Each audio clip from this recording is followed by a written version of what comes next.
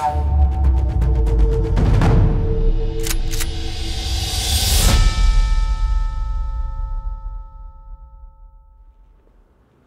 and welcome to Facts and Firearms. My name is Massad Ayoob, and I'll be your host. As tradition demands, we hope you'll hit the like button, we hope you'll subscribe, and we hope you'll ring the bell for future notification.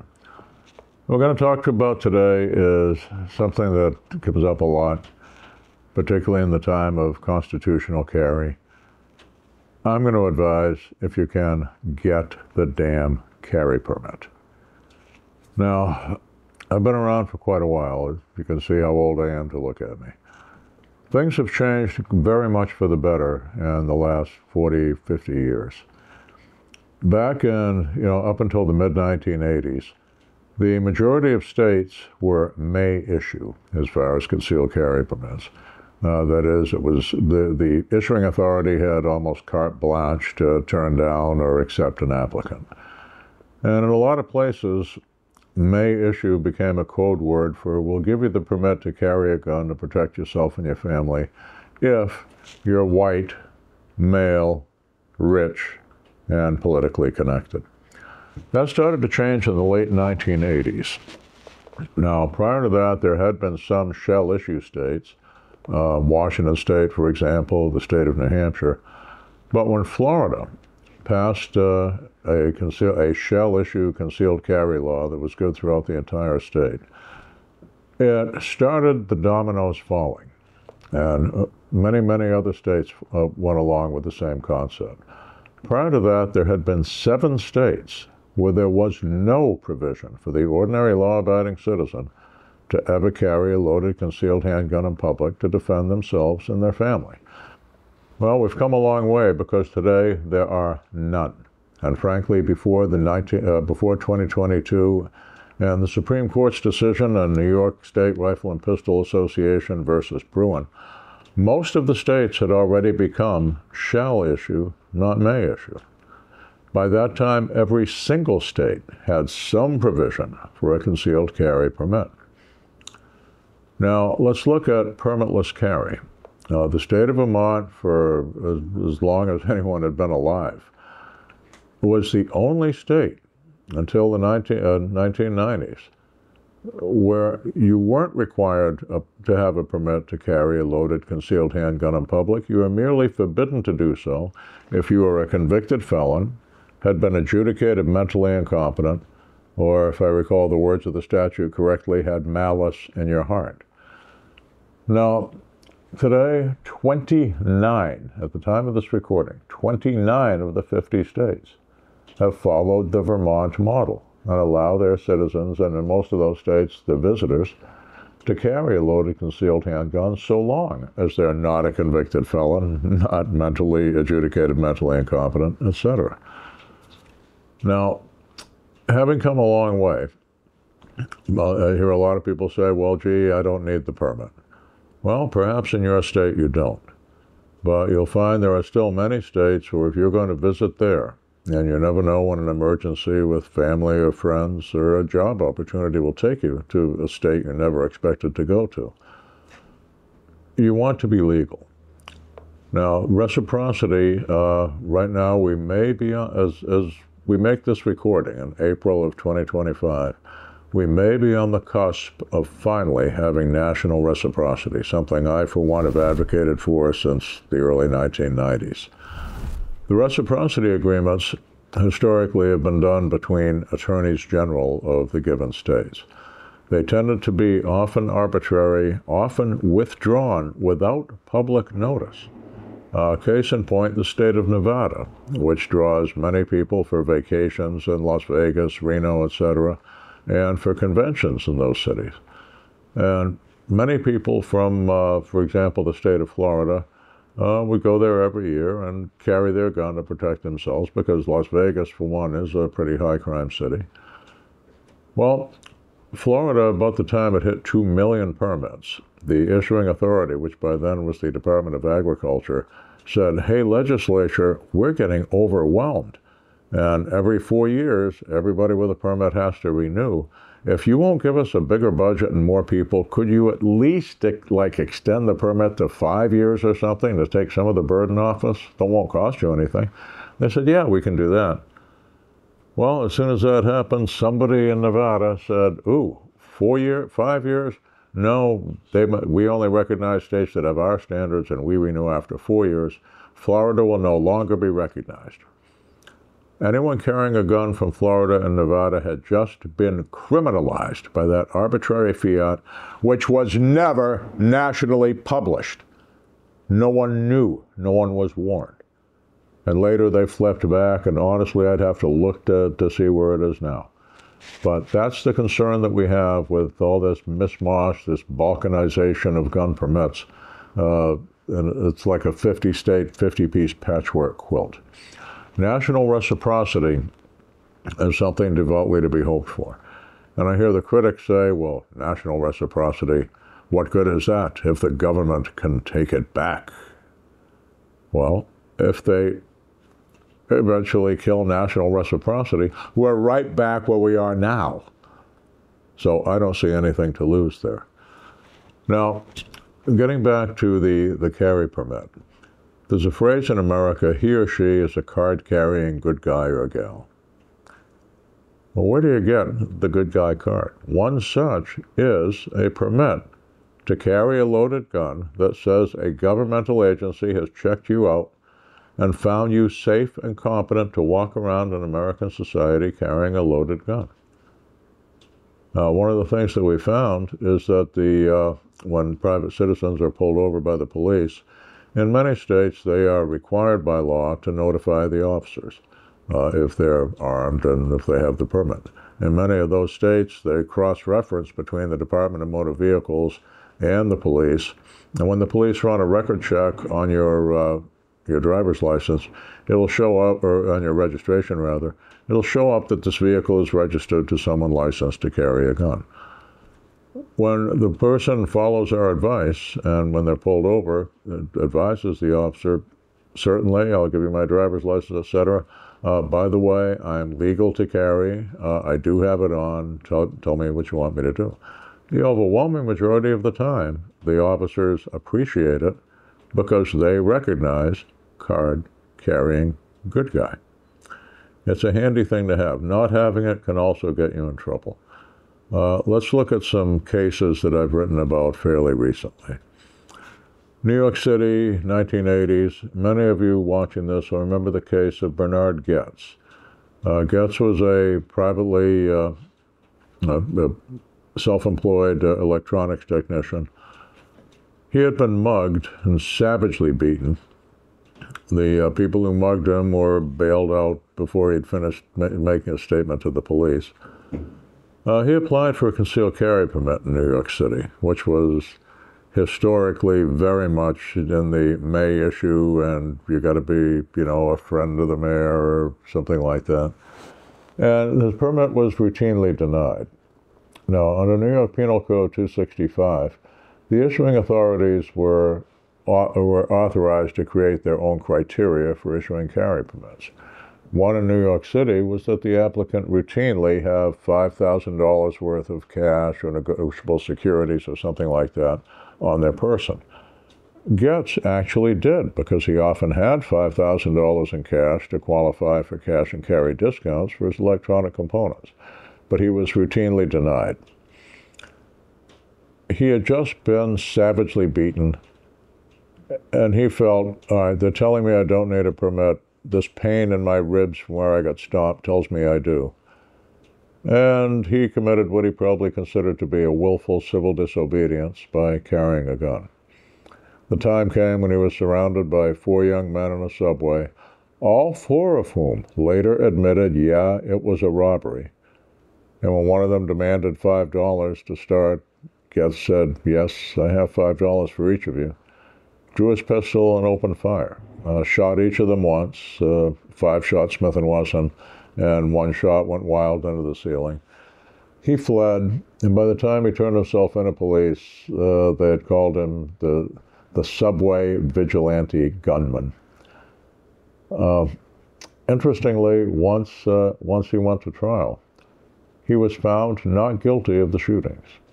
There have been 4 against 1, although he didn't know it. They had been armed with screwdrivers. There was disparity of force. He had experienced a reasonable fear of death or great bodily harm. He was acquitted for the shooting, but he was found guilty of illegally carrying the gun, which was a felony at that, and still is in New York City, and at that time required a minimum mandatory sentence of a year in prison, leaving him a convicted felon for the rest of his life. Had he simply gone to one of the several attorneys in the city at that time who made part of their practice getting permits for people, he probably would have got the permit and probably would not have become a convicted felon. Another case that I worked on in Florida many years ago, Florida versus Thomas Naim Watkins. Naim was his Muslim name, and I wrote his story up in Combat Handguns recently, and honestly, his was a story that I think belonged in Reader's Digest. This was a kid born to a single mom, poverty-stricken, in the ghetto in, I want to say, Oakland, California. The mom did the best she could to get her kids out of that dangerous environment, but by the time she did, Naim had been robbed on the street, he had been beaten, he had lost 1 or 2 fingers when he tried to intervene to protect a woman who was being attacked, and the attacker slashed him with a knife. The mom was able to get the family as far as public housing in the Tampa, Florida. This kid was working multiple jobs, deeply religious in the black Muslim faith, had taken Naim as his Muslim name, gave money to his mom, and after everything that he'd been through, he figures, I need a gun to protect myself. Now, this was Florida. The kid had a clean record. By the early 1990s, when this happened, he was eligible for that shell-issue concealed carry permit. But at the time, it cost something like $167, $168. He felt he could budget $300, and he spent that money on a Smith & Wesson 9mm pistol. He said later, he figured, well, nobody's ever going to know I've got the gun, and if I ever need it, getting killed without it is a whole lot worse than getting arrested for having it. The day came when he and his attractive young girlfriend were attacked by an extremely violent, muscle-bound guy, and Naim was a physically small guy who looked about 15 years old, or he was early 20s. And Naim had to shoot the guy 5 times to get the guy off him, from which the guy died. He wound up being convicted. We found out later from one of the jurors that a big part of the fact was that he had not had the carry permit. Now, $300 in the early 90s, that was the time when you could go into a pawn shop or a gun shop and for $100 get a good Smith & Wesson or Ruger 38 Special revolver that had been traded in by the police department for a semi-automatic pistol, and a box of good hollow point ammunition, and the carry permit. He spent his money unwisely. The jury convicted him, and one of the jurors purportedly said afterwards, when asked, why did you convict when it looked like self-defense? Said, look, he was a black guy in the ghetto committing a felony, killed another black felon, he had to be guilty of something.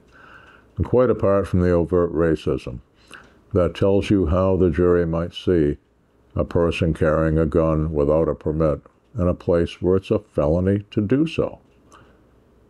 Okay, the third case that I'll mention, one of my graduates, Bob Tessatori. State was Commonwealth of Massachusetts v. Tessatori. Bob had a concealed carry permit in Rhode Island, which actually is even stricter on the May issue back then than Massachusetts was. After he took my class, when I told him, look, any place you go, for heaven's sake, get a permit. Back in the old days, you could get non-resident concealed carry permits for all 6 of the New England states, including Massachusetts. Had to jump through some hoops, but you could do it. He said because it was so expensive and required so many visits to the state police in Framingham that He kept the application on his desk and never filled it out. The time came when he had to go to Fall River, Massachusetts, because a dear friend and mentor of his had been diagnosed with a very rapidly advancing terminal cancer. And Bob himself had just had major surgery and was having difficulty with that. As he drove up, running a little bit late to get to his friend's house to bring food and such, he forgot that one day that he was carrying the Glock 23 pistol he was licensed to carry. And in a benevolent coincidence, it saved his life when he was attacked by a violent man with a knife. Bob wound up being convicted of manslaughter, a trial in Massachusetts, but convicted for the illegal carrying of the gun. Another state where it's a 1-year minimum mandatory penalty. He was prima facie guilty. It was what we called Malum prohibitum versus Malammanay. In legal terminologies, Malum prohibitum means it's against the law because we passed a law against it. Malammanay means it's against the law because it's evil in and of itself. Murder, theft, rape are all Malammanay crimes. The Malum prohibitum is kind of like the old blue laws that said you can buy whiskey on Saturday but not on Sunday. Well, he wound up with a year in jail and convicted felon because he had not spent the low 3 figures for the concealed carry permit. It's not fair, but that's how it works. I want you to imagine 4 quadruplets growing to adulthood, all becoming professional men. And we'll say they like to get together once a year, and all of them have the ethos that they're going to carry a gun to protect themselves and their loved ones. And each of them is legal to do so where they live. One lives in New York City and has a New York City carry permit. One lives in upstate New York in Buffalo. One lives in Vermont, and one lives in Massachusetts. Well, they all get together in New York City, and as they're driving to the restaurant, they're hit by a bus, and they're all knocked unconscious. When they get to the hospital, the guns are found on each of them.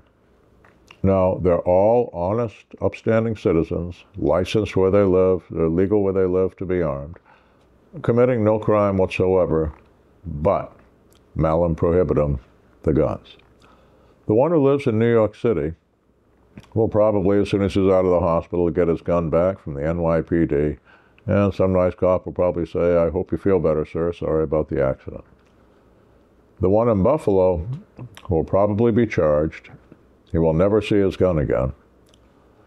From what I've been hearing, the judges in New York City aren't too thrilled with the fact that New York City does not recognize permits from elsewhere in the state. And elsewhere in the state, all the other issuing authorities tell the applicant, the holder of the permit, they can't carry in New York City. So they'll probably hold that, if you get a merciful judge, he'll probably hold that complaint for a year and then dismiss it. But the quadruplet from Buffalo will never get his gun back and will probably never have another concealed carry permit from the Buffalo police. The one from Massachusetts will be absolutely, because no other permits are recognized in the state of New York, will be arrested and will face the full fine and the full minimum mandatory and will end up as a convicted felon, as will the one from bordering Vermont, where there is no permit to be reciprocal, even if New York would have recognized it. Okay. When I hear Malum prohibitum, one synonym might be chicken shit. But I'm starting to get on the soapbox here. That's the situation. It's why I strongly advise, get the permit. Get the permit. If you live in a state next to you that doesn't have constitutional carry and doesn't recognize the permit in your state, see if you can get a non-resident permit from there. I know it's chicken shit, but we have to face the facts. It's not about how we want things to be. It's about recognizing how things are. I'll close as I began and tell you, get the damn permit. We'll see you next time at Facts and Firearms.